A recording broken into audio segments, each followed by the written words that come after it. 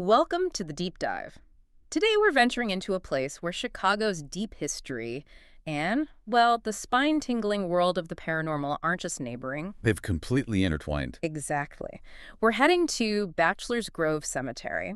Now, when you think of a haunted cemetery, you might picture certain things, right? Sure, standard spooky stuff. But this one-acre plot isn't just known, it's like renowned globally. Okay, let's unpack this. You might think you know haunted cemeteries, but Bachelor's Grove offers something truly unique. It's remarkable, isn't it? How such a small space can hold so many different narratives. What's fascinating here is how a single acre can become a crucible for so many different narratives. And this isn't just about shadowy figures or, unexplained noises. It's really a profound look at how we as humans engage with history. Right. How we grapple with mystery and explore our own deepest beliefs about what might lie beyond. So our mission today. Yeah, our goal is to sort of peel back these layers, the history, the legends, and even the very human conflicts surrounding Bachelor's Grove to really try and understand what has made it Chicago's infamous paranormal battleground. Okay, let's start by anchoring ourselves in the history first, maybe before we step into the spectral side of things. Good idea. Ground ourselves. So Bachelor's Grove sits within the Rubio Woods Forest Preserve, tucked away near Midlothian, Illinois. Right. And this isn't some, recent spooky sensation. Its roots go deep. Established possibly as early as 1836. That's the estimate, yeah. The first recorded burial is a bit later. 1844, that makes it one of the oldest cemeteries in all of Cook County. Pretty significant. Definitely. And the name, Bachelor's Grove. Most people jump to conclusions, right? Thinking it's for single men or something. Yeah, that's the common myth. But historians suggest it was originally Everden's cemetery. Ah, okay. And likely renamed after the Batchelder family, who were early settlers, not actual bachelors. Gotcha. So for decades, right up until World War II, it was just a typical rural burial ground. Pretty much. Peaceful, families would visit, tend graves, even had picnics there, believe it or not. Wow, picnics. Sounds almost idyllic, doesn't it? It really does. But then something shifted. Here's where it gets really interesting. How a peaceful spot began its transformation. Into something far more unsettling. Indeed. That peaceful existence started to fray pretty significantly after World War II. How so? Well, families moved away, suburbs grew, people spread out. So fewer people were visiting the graves regularly. Makes sense. Natural decline. But what really sealed his fate and kind of accelerated the decline was a crucial road realignment. Oh. Yeah, the old route that once led right to the cemetery became isolated, cut off, and it quickly turned into what people called a lover's lane. Ah, okay. Secluded. Exactly. And that seclusion, plus maybe a younger crowd looking for unsupervised spots. Yeah. No, unfortunately, it led to underage drinking, parties, misbehavior. Not good for a cemetery. Definitely not. By the 1960s and 70s, the vandalism was just rampant. Graves were broken into, headstones stolen. Stolen? Where did they go? Some were just smashed, others apparently brazenly tossed into a nearby quarry pond. Unbelievable. And disturbingly, there were even reports, evidence found, of maybe satanic rituals on the grounds. Wow. That's dark. Very. Wow. So the last actual body burial was 1965. Then the last interment of ashes in 89. So inactive for decades now, really. Right, but its neglect by the living kind of inadvertently turned it into this magnet for the intrigued, the curious, and, well, maybe something else entirely. This raises an important question. How does neglect by the living so often invite the legends of the dead? It's a pattern, you see. It really is. And what powerful legends they became at Bachelor's Grove. It isn't just known for one ghost. Oh, no. It's like a whole ensemble of chilling tales. Things that speak to different fears, different fascinations. Absolutely. You hear all sorts of reports. Like strange lights, right? Dancing in the darkness. Uh-huh. Phantom vehicles, too, supposedly on the old Midlothian Turnpike nearby. And that vanishing farmhouse story keeps popping up. It does. But the most iconic claim, the one that really cemented its fame, that goes back to 1991. That's the photograph. That's the one.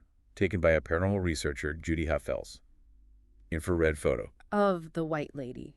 Or the Madonna of Bachelor's Grove, they call her. Exactly. And the image itself is just striking. Can you describe it? It shows this semi-transparent figure of a woman, dressed in white, seated on a tombstone.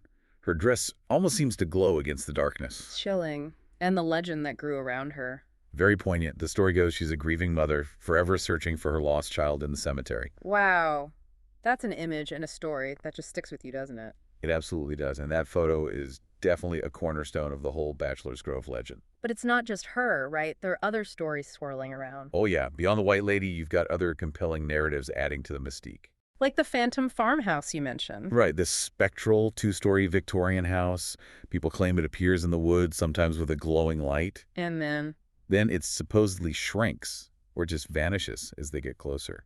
yeah. Very strange. And what about the farmer? Ah, yes. The farmer, it is plow horse. Seen near the slough, the watery area. The belief is they drowned there in some kind of tragic plowing accident years ago. Man. And then there's the maybe grittier stuff, the mob connections. Yeah, that's the more controversial myth. Yeah. Claims that Al Capone, other Chicago mobsters, uses the cemetery. and the pond next to it, Yeah. as a convenient dumping ground for victims. Oof. That adds a whole other layer of darkness. It definitely does. These are the kinds of stories, true or not, that turn a forgotten place into a sort of dark cultural landmark. So these incredible stories draw people in, but what happens when all that human interest clashes with a place that's meant for, eternal rest? That's a great point. When you look at all these claims, the White Lady photo, the mob stories, so what does this all mean for those seeking answers? What's the real draw? History. Spooks. That's a fantastic question because it's right there at that intersection that the true, maybe complicated power of Bachelor's Grove emerges. How so? Well, you have historians, for example, who are quick to caution us. They say tales like the Phantom House, those mob body dumps, they largely remain folklore. No hard evidence for the mob stuff. No conclusive legal authority, no physical evidence has ever been presented to really back up those mob dumping allegations. Okay. However, and this is key, despite the lack of definitive proof for some tales, the emotional impact, the staying power of these stories, you just can't overstate it. They feel real to people. Exactly. You have to acknowledge that the narratives, and especially powerful images like that White Lady photo, they keep the site vividly alive in the public imagination. Creates the chills. Right. They continue to create those compelling, chilling experiences for visitors. If we connect this to the bigger picture, we see how readily human imagination fills the gaps where facts are scarce. Turning an old cemetery into a living, breathing myth. It's almost like the stories themselves become part of the place's identity, woven into the soil. And that leads us right into another fascinating layer, doesn't it? Because Bachelor's Grove hasn't just become famous for spirits, it's actually become a highly contested site among the living. That's absolutely right. A battleground. Its notoriety sparked this. Well, you called it a battleground among different groups, didn't you? Yeah, it's become that. Its fame led to some pretty fierce competition. Investigators, tour guides, authors, all sort of seeking to claim the site as their stage for paranormal exploration. It sounds kind of messy. It is fascinating and, frankly, a bit tragic too. Because the very attention that made it famous from paranormal enthusiasts, ironically, it also fueled its destruction. Preservationists were very vocal about this. Accusing ghost hunters of causing vandalism. Openly. Arguing that the sensational stories just brought bad luck and more desecration. There's even a quote from a local historian writing to a ghost tour operator, saying bluntly, "Your stories bring nothing but bad luck and vandalism." Ouch. Wow, that really shows the tension. Here's where it gets really interesting, the tension between reverence and recreation. Exactly, but there was a counter-argument. From the investigators. Yeah. They argued their attention actually kept the site alive, relevant, and that it brought in volunteers for needed cleanups and restoration efforts.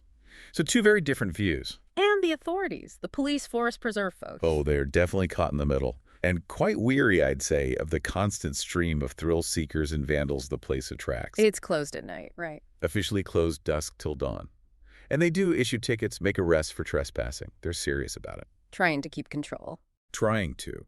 You hear some pretty blunt statements from authority figures, too, like one saying, "There are no ghosts there, just an old cemetery." Just trying to manage the situation, maybe deter people. I think so. discourage the illegal nighttime visits that often lead to trouble. So it's this real tug of war. People trying to protect sacred ground, others drawn by this powerful, mysterious allure, Of real conflict. and this human battle for control, for interpretation. It's involved some pretty notable figures in Chicago's paranormal scene over the years. But definitely, you've got pioneers like Richard T. Crowe The ghost hunter and tour operator, yeah, he really helped popularize it. and Dale Kaczmarek, founder of the Ghost Research Society. He did a lot of work there from the mid-'80s onward, really put it on the map for investigators. And Ursula Bielski. Historian, founder of the Chicago Ghost Society, another key voice. But there's one perspective that I find particularly profound. Who's that? Edward Shanahan. He's a psychic medium, and he first explored Bachelor's Grove way back in 1974 when he was just 16. Wow, so he has a long history with the place. What's his take? He offers this really insightful view. He sees Bachelor's Grove not just as a spooky spot, but as a sacred place. Secret house. Sacred with grief, with memory, where families laid their loved ones to rest. He acknowledges that the paranormal stories do give it life. He gets the draw. Ah, But he stresses that respect must guide our curiosity. Always. that makes sense. He argues the true battleground isn't really ghosts versus skeptics in the woods, but rather it's in our struggle to balance curiosity with reverence. Huh. Our internal struggle. Exactly. He believes the dead deserve more than to just be props in our stories. That's powerful. It really is. What's fascinating here is how Edward Shanahan connects the specific site to a universal human struggle, how we interact with the legacies of the past. Especially when they intersect with our fascination with the unknown. Precisely. It's a deeply challenging idea, actually. That is a profound way to look at it. A real challenge to our own, fascination with these things. It makes you realize Bachelor's Grove really does go beyond the typical haunted cemetery story. So much more. It's more than just a spooky spot. It's like this living, breathing reflection of human fear, our endless fascination with the unknown. And this constant battle for ownership. Yeah.